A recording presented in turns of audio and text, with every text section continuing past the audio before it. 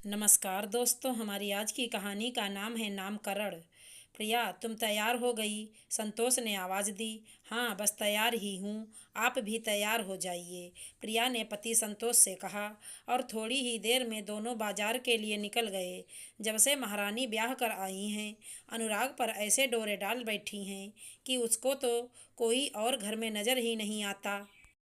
बस प्रिया ही प्रिया जपता फिरता है सुबह शाम। प्रिया की सास ने अपनी बेटी पूजा से कहा, अरे माँ, आपका भी जवाब नहीं है। आप क्यों नहीं समझ पा रही हैं इतनी सी बात कि भाभी और भैया मेरे ही कारण तो दौड़ भाग में लगे हैं। मेरी शादी में हर एक व्यवस्था सही रहे, इसी चक्कर में तो दोनों बाजार के 100 चक्कर लगा रहे हैं। भाभी पढ़ी लिखी हैं, जॉब वाली हैं, गणित की टीचर हैं। कहाँ पर क्या और कितना पैसा लगाना है या देना है, इसका हिसाब लगाने में भैया को बखूबी सहयोग मिलेगा ना। आप ये महारानी की जगह समझदार बहू बोलिए भाभी को। ये नाम ज़्यादा खपता है उन पर, पूजा ने कहा। थोड़ी देर में प्रिया और संतोष लौट आए और संतोष ने माँ से कहा, लगभग सभी काम निपट ही गए हैं प्रिया की शादी को लेकर माँ। अब एक दिन आप और पूजा चलिएगा, ज्वेलरी का काम भी निपटा लेंगे। उधर प्रिया ने पूजा से कहा, फिर कपड़ों का भी काम है। बाजार से तो एक दिन हम सब जाकर ज्वेलरी का निपटा लेते हैं, फिर मैं और तुम जाकर कपड़ों की शॉपिंग कर लेंगे। हाँ भाभी, आप और भैया भी थक ही जाते हैं ना। ऑफिस भी और घर भी संभाल रहे हैं आप दोनों। पापा होते तो आप पर थोड़ा कम जिम्मेदारी होती, पूजा भाभी से बोली। लेकिन मैं बहुत खुश हूँ पूजा, मेरी छोटी बहन समान हो तुम। जितना ज़्यादा बेहतर कर सकूँगी करूँगी, तुम्हारे लिए करूँगी हमेशा ही। और एक ही ननद है मेरी, उसके लिए भी इतना ना करूँ तो फिर भाभी भी किस बात की। शाम की चाय बनाकर पूजा भाभी के कमरे में चाय लेकर आई। भाभी, माँ और भैया बाहर बात कर रहे हैं, तो मैं आपकी और मेरी चाय यहाँ ले आई। ये लीजिए अपनी चाय। मुझे आपसे एक बात शेयर करनी थी भाभी। हो सकता है यही किस्सा कल मेरे साथ भी हो, तो जो गलत है उसे कम से कम यहाँ तो अपने आपके लिए सह नहीं सकती मैं। और वो भी जब मेरी खुशनसीबी से अच्छी भाभी मिली मुझे।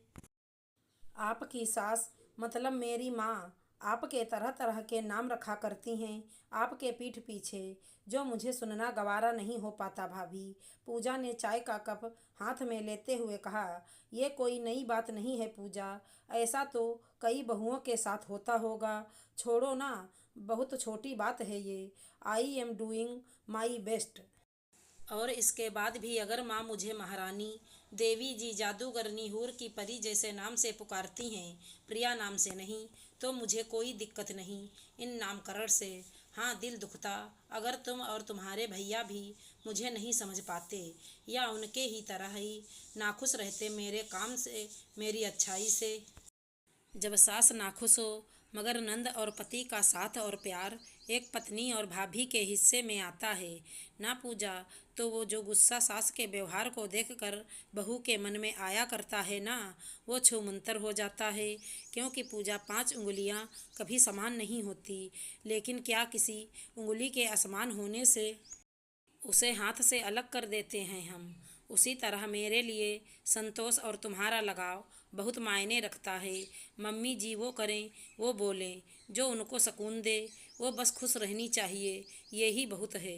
प्रिया ने पूजा को प्यार से जवाब दिया, बस यही तो बात है, यही तो खूबी है आप में भाभी, कि मैं सोच रही थी आप माँ से कुछ इस तरह से सवाल कर देंगी कि दादी सास ने भी तो कोई नाम रखा होगा आपका, मगर आपने तो मेरे मन की कल्पनाशीलता को अपनी अच्छाई से ख़त्म कर दिया, वो भी खूबसूरत सोच से। सच भाभी, मुझे भी आप जैसा ही रहना है अपने ससुराल में। मुझे आपसे वो सीखने को मिला जो माँ से ना सीखा कभी। पूजा ने भाभी का हाथ थामकर अपने सिर पर रख लिया। आशा करती हूँ हमारी कहानी अच्छी लगी होगी। धन्यवाद दोस्तों।